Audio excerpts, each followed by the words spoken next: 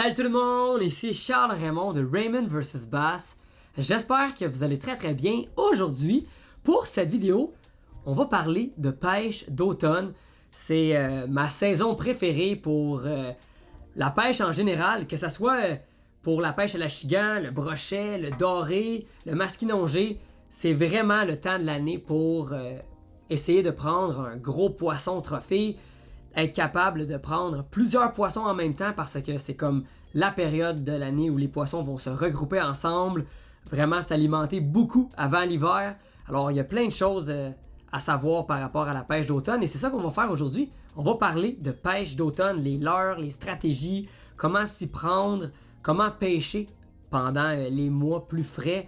Septembre, octobre, novembre, c'est le temps de l'année pour prendre des gros poissons. Donc on parle de ça à l'instant. J'espère que vous allez bien aimer. Comme d'habitude, un petit j'aime, c'est tout le temps cool et sans plus attendre, bien on parle de pêche. Bon visionnement tout le monde. La pêche d'automne, ça a toujours été pour moi une de mes saisons de pêche préférées. Peut-être aussi parce que mon père, quand j'avais l'âge de 4-5 ans, m'a initié dans cette saison-là. Donc je me souviens là, du temps frais, on avait un manteau, les arbres de couleur, le jaune, le rouge. Tu sais, les souvenirs, c'est très fort. Et avec le temps, j'ai toujours apprécié l'automne parce que mes débuts dans le monde de la pêche étaient dans cette saison-là. Alors, quand l'automne arrive, je suis tout le temps bien excité, j'ai vraiment hâte d'aller à la pêche. Et en même temps, c'est une des meilleures périodes pour capturer des gros poissons et en même temps, beaucoup de poissons parce que le phénomène de l'automne, qu'est-ce qui se passe? D'un, on le sait tous, la température va se refroidir, la température de l'eau va se refroidir, ça affecte beaucoup les poissons. Aussitôt que le changement de température arrive, les poissons, il y a comme un déclic, ils se disent « Ok, faut se préparer à l'hiver, faut manger beaucoup, faut changer de profondeur, ils vont se diriger en eau profonde. » Et nous, les pêcheurs, les pêcheuses, il faut faire ce changement-là aussi, il faut bien s'adapter pour capturer le poisson. Parce que qu'est-ce qui arrive sinon? Si on retourne dans notre spot de pêche, qu'on prenait des poissons au mois de mai, au mois de juillet, il y a des grandes chances que le poisson qui était là au mois de juillet soit plus là. Donc, il faut trouver des manières comment capturer le poisson, comment localiser le poisson. Et l'automne, c'est un peu tricky, là. Des fois, c'est simple, il y a d'autres journées que c'est plus compliqué. Mais la première chose qu'il faut considérer, pêcher un peu plus en profondeur. Les achigans, les dorés, les prédateurs vont se diriger en eau un peu plus profonde, 15 pieds, 20 pieds, 25 pieds. Ok, il y a des exceptions, il y a des fois qu'on va prendre des achigans en 3-4 pieds d'eau, puis on peut même en attraper moins profond que ça, mais en général, les poissons vont se diriger en eau profonde, dans les endroits qui vont avoir des bonnes concentrations de nourriture, que ce soit des petits ménés, des gobies, des écrevisses, des insectes. Il faut souvent se poser les questions pourquoi le poisson va bouger. C'est généralement à cause de la nourriture, le changement climatique, les saisons, et l'automne, c'est un mix de tout ça. Donc, c'est pas mal ça pour les explications du pourquoi. Et là, il y a plein d'autres détails, mais si on reste dans la simplicité là, de la pêche d'automne, c'est un peu ça. Mais qu'est-ce qui est très important, c'est les leurres et techniques. Les leurres et techniques, ça va être vos meilleurs amis. C'est grâce à ça que vous allez réussir à prendre du poisson. Il faut bien s'adapter, il faut faire les bons changements, il faut avoir les bons leurres, les bons poids, les bonnes couleurs. Et quand on a tout ça ensemble, bien c'est vraiment plus simple. Une chose qui est très importante et qui est à prendre en considération pendant la période de l'automne, c'est la manière qu'on lance, qu'on ramène nos leurres, qu'on jig, la vitesse de récupération. C'est pas un sujet qu'on parle beaucoup au printemps et en été, mais quand l'eau commence à se refroidir en automne, les nuits sont plus froides, ça vient vraiment impacter le poisson. Toutes les espèces, ils vont s'alimenter un peu plus tranquillement, vont nager plus lentement dans l'eau. Tout ça, ça a un gros impact. Et quand on travaille nos leurres, comme en été, là, on porte pas attention, là, on lance un spinnerbait, on le ramène, on bouge notre Senko d'une telle manière, mais en automne, la manière que vous allez bouger vos leurres au fond de l'eau va avoir un gros impact sur votre succès à la pêche. Donc moi, qu'est-ce que je conseille? C'est vraiment de porter attention à la vitesse qu'on travaille nos leurres et de travailler beaucoup plus tranquillement. Que ce soit des poissons nageurs, un tube, un jerkbait, la technique du drop shot. En général, il faut vraiment travailler plus tranquillement dans l'eau. Vous allez avoir beaucoup plus de succès et ça va mordre plus. Maintenant, pour les leurres, techniques, stratégies de pêche, voici qu'est-ce que j'aime utiliser. Et encore une fois, c'est souvent une question d'opinion et de préférence, mais avec tout ce que je vais vous présenter, j'ai réussi à faire des pêches incroyables. On commence avec la super stratégie technique drop shot. J'en parle beaucoup, ça fait longtemps que j'utilise ça. Donc c'est un plomb, un peu plus haut, on a un hameçon avec un petit leurre souple. On vient l'agiter au fond de l'eau de manière statique ou à la dérive en embarcation avec notre bateau ou notre kayak. On peut être au bord de l'eau, on lance en dessous des ponts, on lance dans les endroits qui ont un peu plus de profondeur. Le drop shot, je vous le dis, c'est super. C'est pas compliqué à travailler. On lance, on ramène tranquillement et on secoue le bout de la canne. Et on peut facilement reproduire un petit poisson dans l'eau, un petit insecte, une écrevisse. C'est vraiment super efficace parce que le leurre est vis-à-vis au nez du poisson. Donc le poisson n'a pas beaucoup d'énergie à dépenser pour venir attaquer un drop shot. Et ça marche très très bien. Donc dans les fonds rocheux, les fonds sablonneux, drop shot, pensez à ça. C'est très très très polyvalent et ça marche très bien aussi pour plein d'espèces. Donc il faut prendre ça en note. Après ça, l'écrevisse, tête plombée et le tube, c'est deux leurres qui se ressemblent beaucoup. Donc on vient reproduire encore une fois soit une écrevisse ou un tube. Mais l'objectif avec ces leurres-là et la tête plombée, c'est vraiment gratter le fond de l'eau. Donc on fait rebondir le leurre au fond de l'eau dans les roches. C'est sûr que de temps en temps, oui, on en perd, mais ça fait partie de la game. Mais je vous le dis, de cette manière-là, vous allez prendre des gros achillants en petite bouche, des gros dorés. J'ai vraiment eu beaucoup de succès avec ça au fil des années. Donc le tube et l'écrevisse souple. J'utilise souvent une tête plombée, 3/8 d'once, une demi-once, 3/4 d'once quand il y a vraiment 25 pieds et plus et du courant. Mais en général, il faut avoir des poids un peu plus élevés pour vraiment avoir un bon contact au fond de l'eau.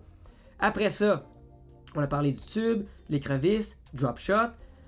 Le Ned rig, le Ned c'est vraiment bon aussi, avec une tête un petit peu plus grosse, une tête 1/4 d'once, à cause que c'est très très fin, mince dans l'eau, ça se faufile très bien là, au fond de l'eau. Donc ça on peut pêcher ça au bord des îles rocheuses, au bord des ponts.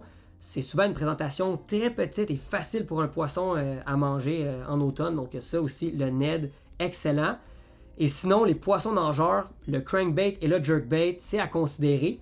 En magasin, quand mettons qu'on rentre dans l'allée des poissons nageurs chez Cell, on peut remarquer que la bavette, il y a différentes bavettes et longueurs de bavettes sur les poissons nageurs.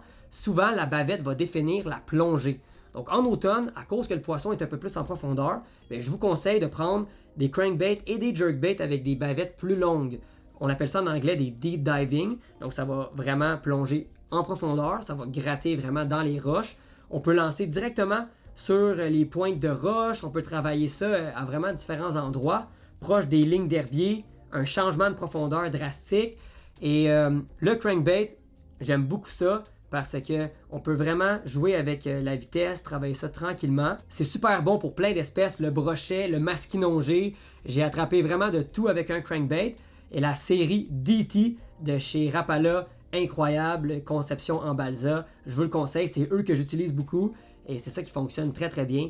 Donc les crankbaits, deep diving, et pour les jerkbaits, c'est la même chose. On peut prendre une bavette un petit peu plus longue, mais le truc avec le jerkbait, c'est vraiment donner des longues pauses dans l'eau. Donc mettons qu'on donne des petits coups, touk touk touk, on laisse notre jerkbait en suspension et on lui laisse là 3-4 secondes de pause minimum.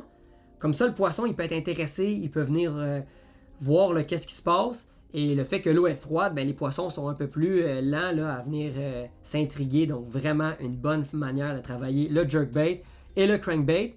Et c'est ça, jerkbait, crankbait, l'écrevisse avec la tête plombée, le tube, le drop shot, le Ned. Est-ce qu'il y a d'autres choses? C'est sûr qu'il y a d'autres stratégies, des leurres, des couleurs, des techniques.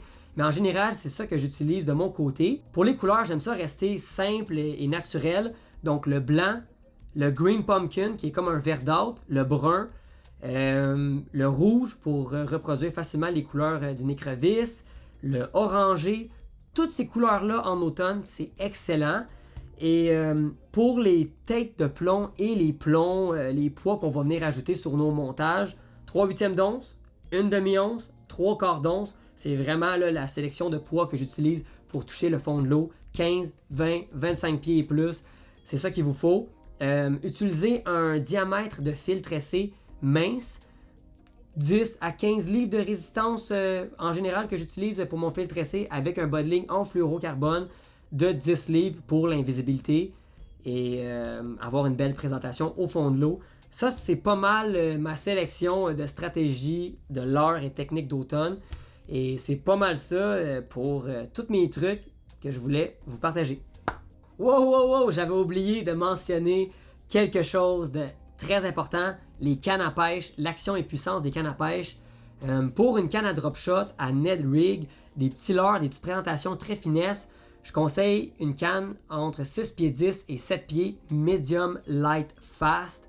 Donc ça, c'est vraiment une spécification de canne excellente pour pêcher en profondeur avec des petits leurres souples. Sinon, avec les têtes plombées, si vous voulez pêcher un peu plus comme à la jig, draguer le fond de l'eau, vraiment gratter le sol, 7 pieds medium fast pour une canne lancé léger. Pareillement, canne lancé léger pour le drop shot aussi, c'est vraiment ce que je recommande. Pour les poissons nageurs maintenant, canne lancé lourd, moderate fast, une canne qui va vraiment bien absorber la vibration de nos leurres. Dans le lancer lourd, une longueur 7 pieds, moderate fast, excellent. Et pour les poissons nageurs comme les jerkbait, medium fast, 6 pieds 6, bingo, on est en business. Ouais, je pense qu'on arrive pas mal vers la fin de la vidéo, mais au moins j'ai réussi à aborder la majorité des sujets que je voulais vous parler. On a parlé des profondeurs, on a parlé des différents leurres et techniques, on a parlé des poissons en général, la température. Je pense que c'est pas mal ça. Après, faut juste être conscient que la période d'automne, c'est un peu différent qu'au printemps, qu'en été. C'est vraiment une période qu'il faut s'ajuster avec des leurres différents, des techniques, des couleurs, des grosseurs. Faut pas avoir peur d'essayer des choses. Et bien évidemment, faut essayer de pêcher les endroits un peu plus creux bien souvent. C'est là que la concentration de poissons va être. Puis c'est là que les poissons vont être actifs bien souvent. Donc, faut pas oublier ça.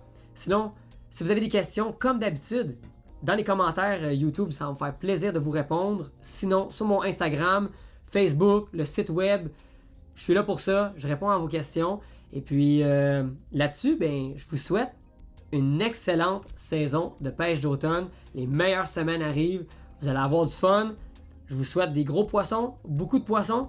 Et n'hésitez pas de m'envoyer des photos si vous capturez des belles affaires. Donc, c'est pas mal ça. J'espère que vous avez bien aimé. Comme d'habitude, un petit j'aime, c'est tout le temps cool. Et on se revoit très bientôt sur un prochain épisode de Raymond vs Bass. À la prochaine tout le monde.